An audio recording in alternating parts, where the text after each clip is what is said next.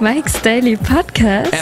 Episode. Oh, I didn't say the episode last show, did I? So you're all confused now.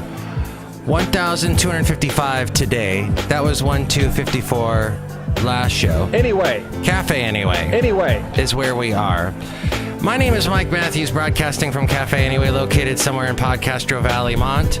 Today we hear from Madame Rootabega, Valentino, Bison Bentley. Mike's Daily Podcast. And we get to the segment, the FM Project, the Fascinating Material Project. Mike's Daily Podcast. I'll have some fascinating material for you, though it's not from cyber warfare. I think I have a lot of savoir-faire. I think you would agree when you listen to this show that my whole demeanor is something like a Rochambeau. Mike's Daily Podcast. Like you're being kicked in the... You know, that's sort of what that is, isn't it? It's an ancient Mike's Asian Daily exercise Podcast move to debilitate your foe. Rochambeau. I don't know. I was thinking about millennials and about how, like any generation, millennials fall victim to one thing, and I always have to tell them, and especially the ones that my roommates, because I don't want this issue, they like to pour bacon grease down the drain. I'm like, that's weird. Here you are, you're all progressive thinking in so many areas, and yet you still think you need to put bacon grease down the drain when everybody is yelling at you, no, you got to put it in the recycle bin. Not the recycle bin, I'm sorry, the compost bin, or the compost. In Podcastro Valley, Mont, they tell you put it in the green bin, which is our compost bin. They say let it dry, the bacon grease, to about, where it's kind of a thick sludge, and then you get a paper towel and you scoop it, and then you can throw it into the... But actually, they now have said you can pour the hot grease directly into the garbage bin. Isn't that interesting? Because I guess the sides are... The plastic is strong enough to withstand the hot heat. Well, that's what I read anyway. Look who just walked in to this wonderful place called Café Anyway. Hello, Michael Mash, it's Madame Rootabega. Why are we talking about bacon? Well, I haven't eaten it in a while. And the guy that I work with made bacon this morning in the microwave.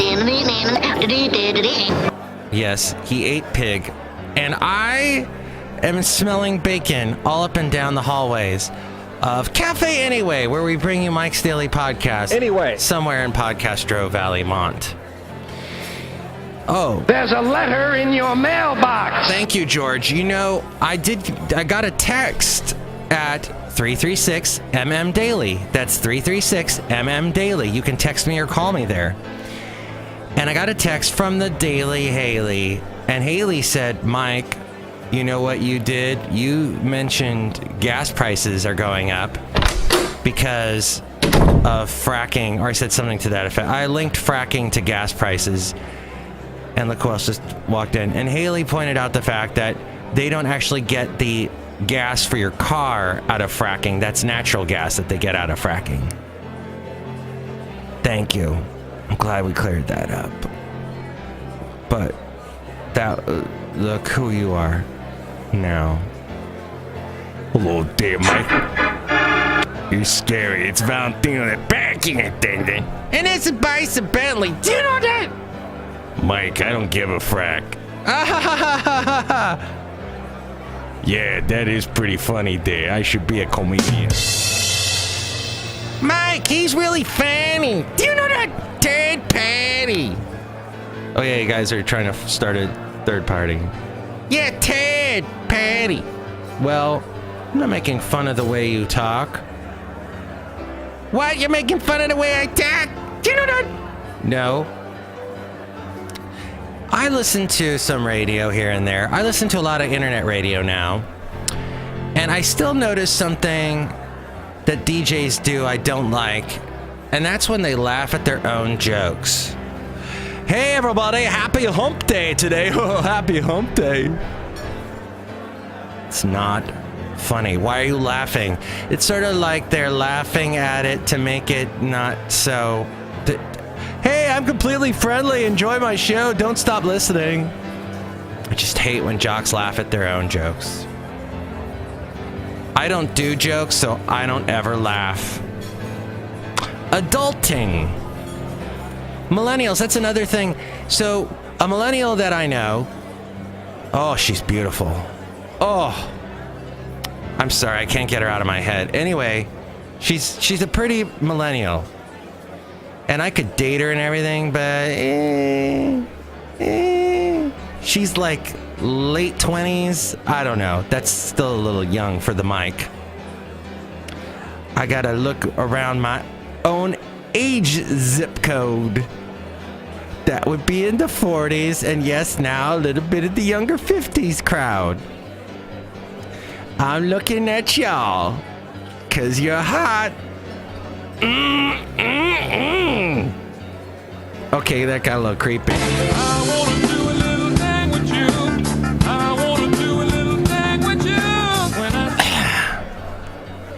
Adulting, anyway, is what I heard a millennial say. Oh. And here's today's podcast picture. Hey, it's a millennial that I know and have known for a long time. I can't even understand how she's still a millennial because she seems to be a lot older than that. But anyway, she is Chely Shoehart, who just walked in just right now. Hello, it's Chely Shoehart, the chef supervisor. Oh my god, like, what's adulting? Yeah, somebody said hashtag adulting. Mike Matthews, what's adulting? What's that? What's that? Adulting, okay, so somebody said, buying a new car with my dad today. Hashtag adulting. Buying a new car with my dad today. Hashtag adulting. Does that not scream you should not have posted that? Does that not scream? Ridiculous random posts. Don't read me the clown. The whole daughter getting a car from her dad, going shopping for a new car. No! That teaches them all the wrong things. That's where everything goes wrong. Because then they get a new car and they really have they're all entitled and they have no respect for it. So they drive it and zip zam, zoom zam, zip it out all over the place, and then they crash. And yeah, no, I know I'm being really pessimistic, sad, and downer, but it's true. Hey, here's the thing. Help your daughter buy a used car. Learn about used cars. Learn about how you can keep the car going. Learn about changing your own oil. I didn't learn about that till my actually 40s, which I wish I should have learned a lot. I learned how to take it to a Jiffy Lube in my 20s, but I then learned how to change my own oil, and let me tell you what, it's not that hard depending on the car. My car, a Saturn Vue, already sits high above the ground, so I'm able to squeeze below it to get to the little thing, the knob that I unscrew in it, the oil gushes out. But I did once kind of hurt myself doing it. My head felt the cold, because I'm bald. Did I mention that? And my cold, bald head felt the cold concrete of my garage, which you should do it in the garage because it's level. And I felt the cold concrete and it like shocked me, and my head involuntarily reflexed the other direction and I smashed against the bottom of the car. Oh my gosh, I had a big gash on my head for a while. It made me look cool. But yeah, hashtag adulting. Here's the deal. Life is you're an adult when you really start to understand life. And the whole hashtag adulting doesn't even come into play. I was talking with a 30-something who's already had 2 kids now, married, has a house and everything, and still works in radio somehow. And she was saying that whole hashtag adulting just is ridiculous. So I'm done talking about adulting. I just want to get that off my chest. Chely Shoehart's on the podcast picture, and she, as always, looks lovely. Thank you, Mike Matthews. You're welcome. Hashtag redheads. Red Teds? Do you know a guy who's a redhead Ted? Then you're awesome, and you should be thankful you're alive. Now, somebody, and that's what life is all about, is being thankful you're alive and making the most of it. I don't know where this show is going. Turned it to a little pep talk, didn't it? You can do it! Mike'sDailyPodcast.com is where you can go to tell me what you think about all these topics we've hashtag adulting, etc., etc. The word etc. What do you think about it? Should it be etc. or etc.? What? I heard a learned teacher say etc. So now I am confused. I always was told etc. So whatever. Let me know what you think. You can, of course, text or call 336-MM-DAILY. Or you can email me, mikesdailypodcast@gmail.com. Or there are several places I am on social media that you can comment. And we read your comments on the section. Oh my god! Email for mail and your com and not so com. Yeah, we zipped through that one that fast that time. So please feel free to do that. And you can find all those links at mikesdailypodcast.com. Also a link to the Amazon where you can help out this show. Click on the Amazon link, do whatever you were going to buy. And then you get that thing and you do that thing with the Amazon. And if you do it through mikesdailypodcast.com, great poupon, it helps us out. So there's also this wonderful thing called PayPal. You can help us out that way. You'll get a special greeting from all the Café Anyway characters, and you become a Mike's Daily Podcaster. Finally, there's the podcast pictures and past interviews that I did. All there at mikesdailypodcast.com. Check it out. Nobody goes to it anymore. According to my statistics, nobody goes to mikesdailypodcast.com. But that's all right. Life goes on. You're darn tootin'. Thank y'all. The Fascinating Material Project. Well, two of my favorite shows, Doctor Who and Sherlock, are put together by a guy named Stephen Moffat. And Daily Haley sent me this article from the Daily Dot. It says, why does the man behind Doctor Who and Sherlock still have a job? Imagine a man who spent years describing women as needy husband hunters. A man whose consumer base has grown increasingly upset with his refusal to listen to criticism, lack of diversity, and that time he made fun of a high-profile woman in his industry for criticizing the way he runs his department.